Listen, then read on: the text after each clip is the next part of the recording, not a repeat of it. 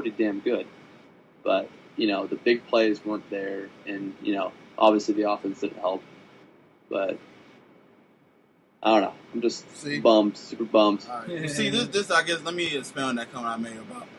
You look at Aaron Rodgers, Andrew Luck, Russell Wilson, they kind of scramble to get open to create more passes. There's been Aaron Rodgers is actually pass better on the run outside the pockets than he is inside the pocket. So that's why, I know these look scrum quarterbacks, what I'm saying like that. It's those quarterbacks that can actually move around. Peyton and Brady is the one who stay in the pockets.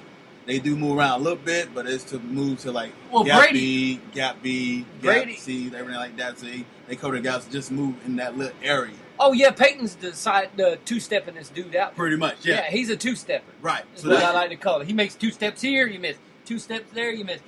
Brady does kind of get on the run a little bit. He'll get out of there when he has to, but because of their system, he don't really have to a lot because it's quick. Yeah. Because they're always quick and they're always flowing. Mm-hmm. That's what I always said. In an offense, I like to see some kind of tempo. Because when you're in tempo, you can get it flowing a little quicker. Oh, yeah. And that's why I hate when people always go to huddle. Unless you're a dominant running football team, I hate huddling. I hate it because it takes your flow away from your offense. Yeah. Hence why you don't see Denver do it a lot. Hence why you don't see New England doing it a lot. Hence why you don't see these other teams doing it a lot. You'll see these dominant running teams like a Seattle. They'll huddle. But they'll also get in that hurry up when they need to. Well, I think that's the reason why, John Fox is no longer part of the Broncos is because his offense, and I don't know if you guys followed him back in Carolina. Oh yeah, they were pounding. He was a John Fox offense. Run first, second down, pass third down. Yep. And that's where we were trying to get to at the end of this year. And where I think that John Elway and John Fox didn't see eye to eye was John Fox probably wanted to say, hey, we need to move away from Peyton Manning. Let's start up Osweiler, and we have a great running attack. And Elway wants to preserve that. He wants to keep Peyton Manning there for first contract maybe even. But that truth will be whatever happens with that. We'll see. Yeah. All right. Well, let's talk about that because as soon as we saw the game, we got hit with some news that John Fox and John Elway didn't see turn of turns on that, and then it was just before that information was sent out, an hour before, he was talking to the team about the OTAs. Make sure you come on, showing time, be ready to go. And hour, boom, they mutually decided to part ways. John Fox, at least in the Broncos capacity, he was 46-18 in the regular season, 3-3 in the playoffs. I mean, it was just out the blue that this happened. So now I want to see what your thoughts about the change, and I mean, who's going to come in and replace this guy now? And obviously, as Kevin said, he's already been pretty much gone to the team which we thought were here. Yeah, Fox went to the Chicago Bears. Which is a good fit for him. Yes. Apparently. Definitely, because he's got Matt Forte is definitely it's all defense. That's his offense. And they will move run and on first, second down, and pass third down. That's a perfect team to go to. Forte's getting up there. True. Forte's getting a little up there in age, but it's one of those things to where they're a known commodity.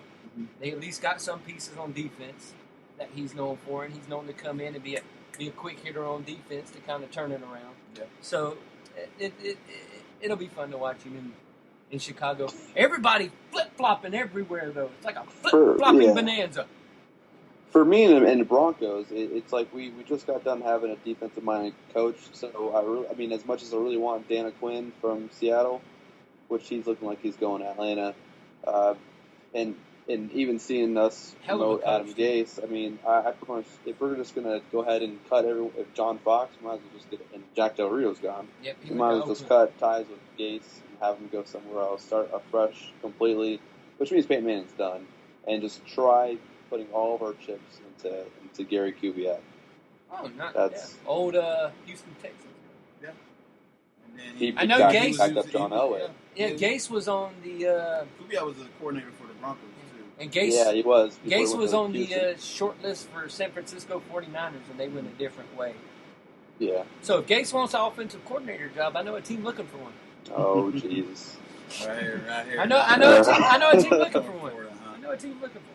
All right, well, let's talk about the Broncos free agents. Yeah, let's. Oh no, just kidding. We got a few here. We got you got Zeus. Yeah. Orlando Franklin. Yeah, so, Zeus. I mean, Debo. This list is long. It's Wes Welker, Demaryius Thomas, Terrence Knighton. We got a partridge in a pear tree. Yeah, Julius Thomas. Everyone. Brandon Marshall. I mean, just looking at some of this list here, it's pretty. It's pretty much a few core players in here. So even Tony Carter was on the field a little bit. There's some young, very talented guys on that list. So, you go ahead. No, I'm about to say your thoughts on this. Go ahead and add. All right, my thoughts on this. We got to say goodbye to Wes Welker. There was like zero production with him, especially we have Emmanuel Sanders now. He can take the load. I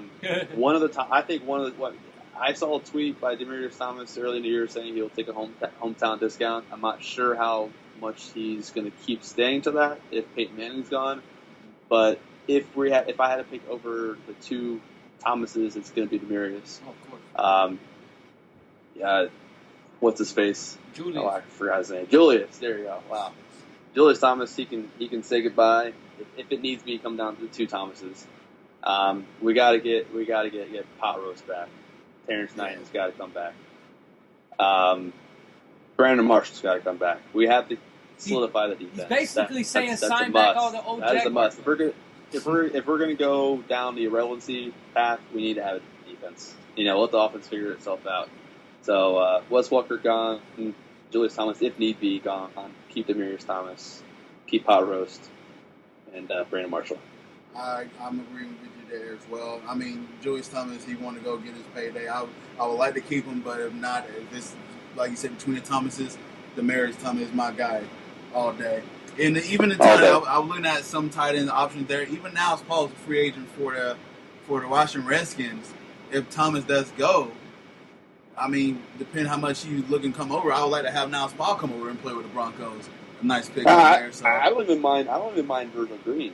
Yeah. I don't even mind him, I don't mind him coming on, taking on a role. Right, so. And y'all going to have a pretty, especially if Peyton doesn't come back, you'll have a pretty good amount of money under the cap. Right. Oh, yeah. So y'all will be right up there as well.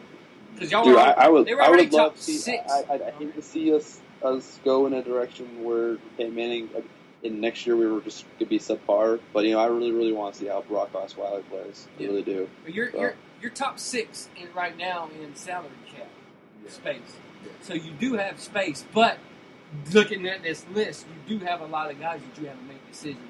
Yeah. Even like a guy like Orlando Franklin, you got to make a decision on. Do you want to bring him back and play guard? Because he played guard pretty decent for you. Yeah. So do you want to bring him back? So you got a lot of guys that you can clam up a lot of that money. Yeah. Especially when you're looking at Demaryius and stuff True. like that. So you have that space, but yet looking at your list, you really don't have the space. Right. Because you're going to have to bring a lot of these guys back. I agree. So, this is the... And I agree with y'all. Y'all let Julius Thomas No way. Yeah. Now, this is the last question here before we take a break here. Give me a percentage of Peyton coming back next year. You go, Kevin. 62.3%.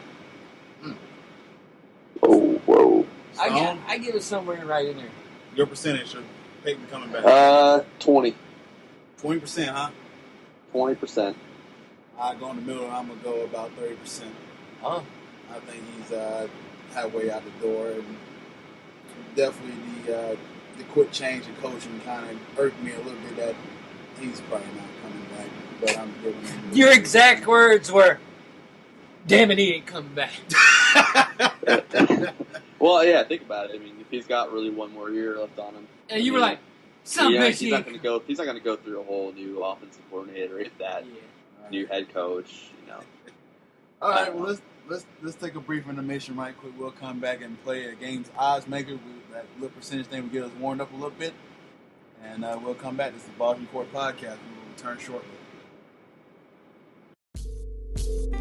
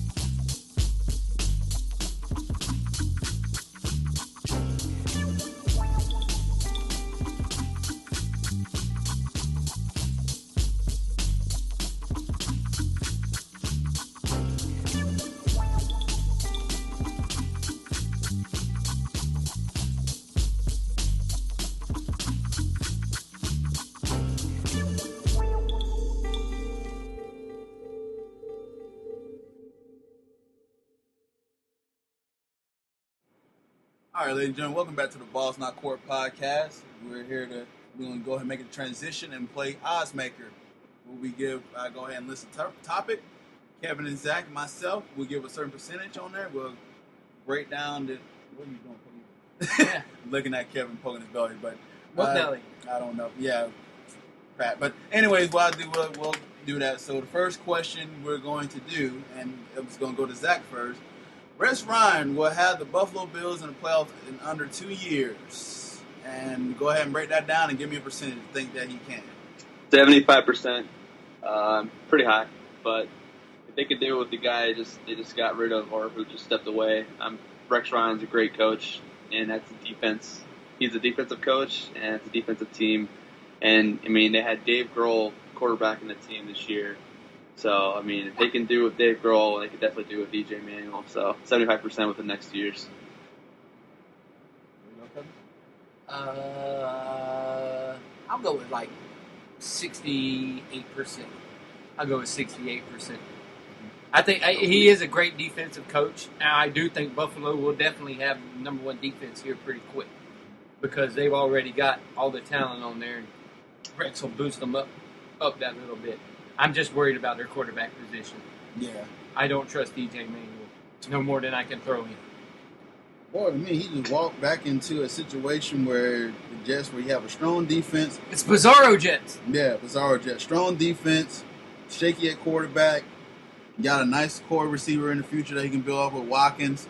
He had a quote saying, "I know it's been 15 years since the Bills made the playoffs.